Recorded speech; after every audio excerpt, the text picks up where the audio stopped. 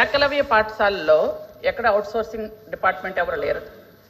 నన్ను చెప్పే వరకు మీరు ఆగితే నేను చెప్తాను, లేదా మీరు మాట్లాడతారంటే నేను కూర్చుంటాను, మళ్ళీ వింటాను. ఓకే. అలాగే 12 మినీ గురుకులాలు ఉన్నాయి అధ్యక్ష. అక్కడ కూడా అవుట్సోర్సింగ్ ఎవరు లేరు అధ్యక్ష. 159 స్కూల్స్లో 1659 మంది అవుట్సోర్సింగ్ ఉద్యోగస్తులు ఉన్నారు అధ్యక్ష.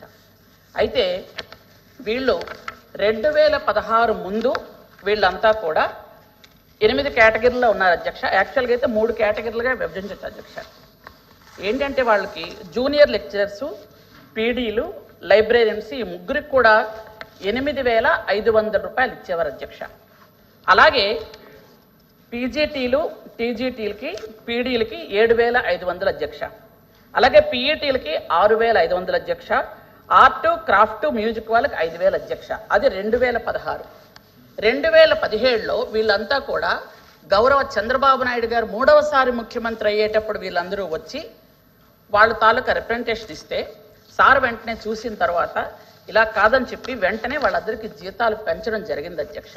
అది 2017లో 8,500 రూపాయలు ఎవరికి ఇస్తున్నారో వాళ్ళకి ఒక్కసారిగా 18,000 రూపాయలు చేశారు అధ్యక్ష. అలాగే 7,500 రూపాయలు తీసుకున్న వాళ్ళకి 16,000 రూపాయలు చేశారు అధ్యక్ష. 6,500 తీసుకునే వాళ్ళకి 11,000 చేశారు అధ్యక్ష. అలాగే 5,000 తీసుకున్న వాళ్ళకి 10,900 చేశారు అధ్యక్ష.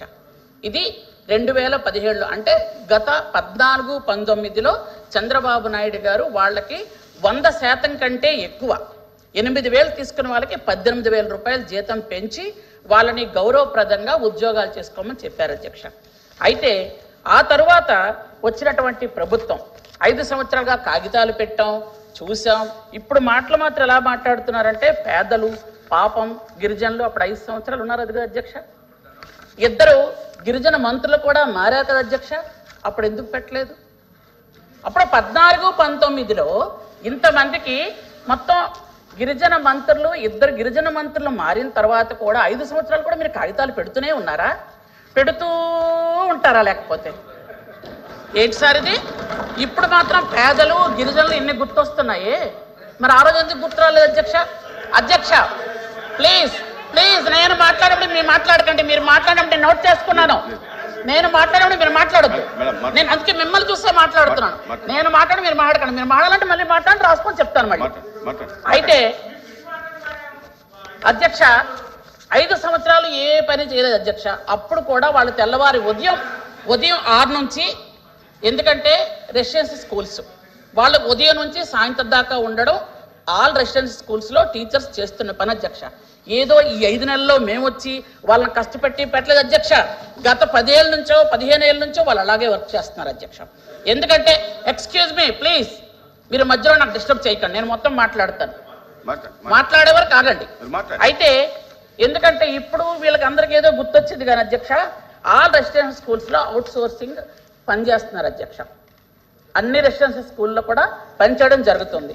అయితే వీళ్ళందరూ కూడా ఇప్పుడు వీళ్ళకి ఏంటంటే 18,000 ఉన్న వాళ్ళకి బీసీ రెసిడెన్షియల్, ఎస్సీ రెసిడెన్షియల్లో 24,150 రూపాయలు ఇస్తున్నారు అధ్యక్ష.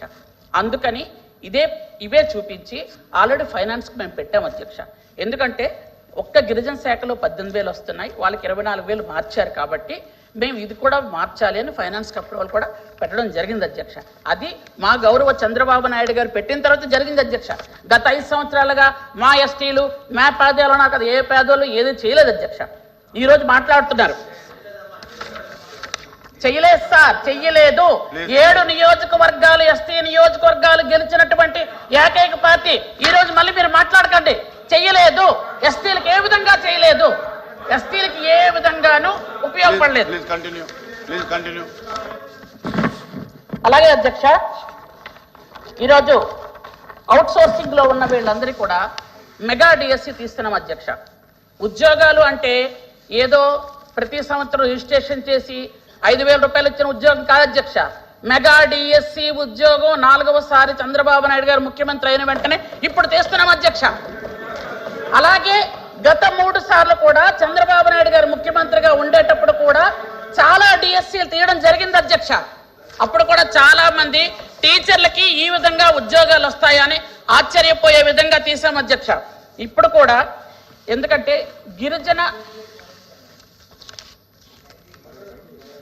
సార్ మాట్లాడుతున్నారని గిరిజన స్కూల్స్ లో కూడా క్వాలిఫైడ్ టీచర్స్ రావాలన్న ఉద్దేశంతో డిఎస్సిలో వాళ్ళలో చాలా మంది సెలెక్ట్ అవుతారు అధ్యక్ష. ఎందుకంటే వాళ్ళందరూ చాలా తెలివైన వాళ్ళు, బిఈడీలు ఎంఈడీలు చేసిన వాళ్ళు, టీటీసీలు చేసిన వాళ్ళు చాలా మంది ఉన్నారు అధ్యక్ష. ఈ 1656లో అక్కడ 1300 మంది కొత్తగా అవ్వాలి అని అంటే ఖచ్చితంగా వాళ్ళలో చాలా మంది సెలెక్ట్ అవుతారు అధ్యక్ష. ఎందుకంటే వాళ్ళు చాలా తెలివైన వాళ్ళు అధ్యక్ష. ఖచ్చితంగా వాళ్ళు అవుతారు. ఒకవేళ ఎవరైనా ఉండిపోతే దాన్ని పరిశీలిస్తామని కూడా చెప్పడం జరిగింది అధ్యక్ష. ఎవరైనా ఉండిపోయినట్టయితే మేము ఖచ్చితంగా వాళ్ళని పరిశీలించడం జరుగుతుందని గౌరవ ముఖ్యమంత్రి గారు అలాగే గౌరవ విద్యాశాఖ మంత్రి గారు కూడా చెప్పడం జరిగింది అధ్యక్ష. ఈరోజు ఉద్యోగాలు తీయాలన్నా, హాస్టల్స్ నిర్వహణ చక్కగా జరగాలి అన్నా, ఏది చెయ్యాలన్నా కేవలం చంద్రబాబు నాయుడు గారు ముఖ్యమంత్రిగా ఉన్నప్పుడు జరిగింది అధ్యక్ష. ఇక మీద కూడా జరుగుతుంది అధ్యక్ష. Thank you.